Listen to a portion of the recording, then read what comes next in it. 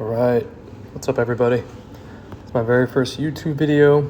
I did want to go ahead and cover how I got to, where I'm at, $100,000 and kind of where I invested, what buckets you want to go ahead and use, how much you should be investing, probably maybe the best areas to focus on to get to that $100,000 salary. So as you can see, I'm right around 100K. I've kind of been hovering around because the market's been pretty bad.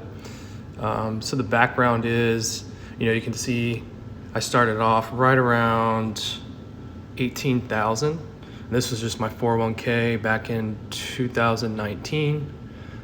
So, a little over a couple years ago. And you can see right around here is when I got my six-figure job. I think it was right around October, it was right around here, October 2020. And so I was probably saving about like 20% right around here at my maybe 72,000 job. And then right around here, you can see is when I made the six-figure jump, and I was able to start investing about 50% net.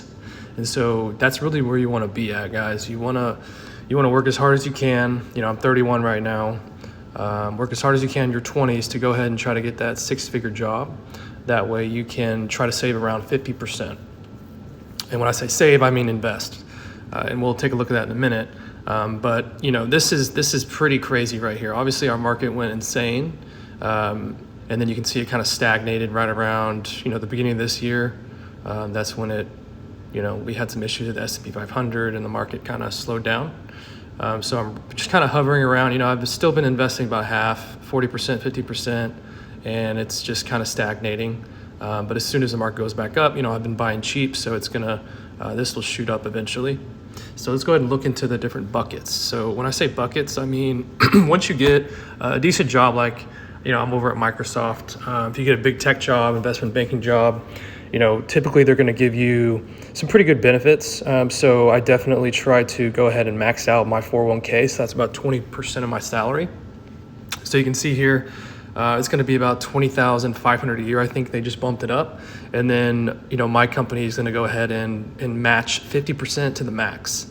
So I'm getting 50% return on that. That's about $30,000 a year. So I definitely try to max that out as number one. And I went in, and you want to try to avoid those, the different funds. If the expense ratio is up, you want to be careful. So you want to look at, the lower expense ratio options. And I switched it over to an S&P 500 fund. So if you have one of those, I'd probably recommend that, especially if you're younger. And then next up, so again, max that out. So I do about 20% on the 401k. And then next we have the individual brokerage here. So this is the taxable one.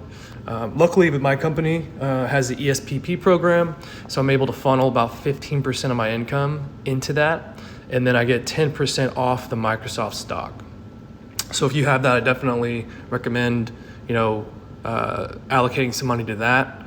And then that this will probably be with some leftover money if you have it. Really, you want to do the Roth IRA as well, because you can only do, I think, a little over $6,000 a year, depending on your income. If you're above like 130,000, I think you actually can't do the Roth IRA.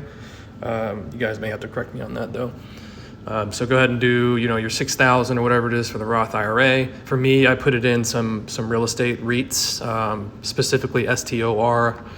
I was about to buy a property, but I'm gonna wait a little bit. So I figured I'd put a little bit in that. It'll give me a little bit of dividends, a little bit more diversity in the portfolio. And then it's not, the dividends don't get taxed as normal income because it's in the Roth, so that helps a lot. And then I got a little bit of crypto here. You can see about 8,000. So I do like Bitcoin. I just recently did that. A little bit of Ethereum. And then HSA is big too. You want to go ahead and max that out if you can. This is going to allow, your company will typically match a little bit. I think they give us, like $1,000 match a year or something like that. The total of like $3 or $4 grand. I forget the exact amount. So you'll go ahead and take that out.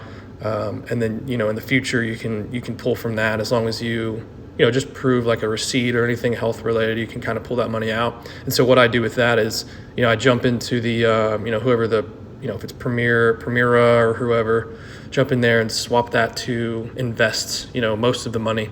So I'll have like 300 in cash in there, and then the rest of it, about 5,000 is invested in the S&P 500. So again, I've got 401k in the S&P 500.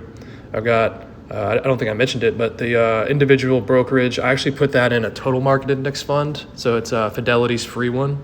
So that is, I think it's FSKAX, which is similar to VSAX. So everyone, on the Vanguard train are always, there's books on that. They're always pushing VTSAX. It's basically the same thing. It's just Fidelity's version. And I think there's no minimum of 3,000 on it. And then the Roth IRA is again in Store, which is a REIT. And then we've got our crypto, and then we've got another S&P 500, type of index fund in our HSA. And so we always want to stick with index funds if you can. I don't really do individual stocks. Index funds are going to give you, that passive kind of full total package rather than investing in a single company. So yeah, that's really it. I just wanted to take a look at, how, what type of job I have, how much I'm making, how long it took. You can see I was able to kind of ride this pretty well and get to right around 100,000 in a couple years. Yeah, that's it.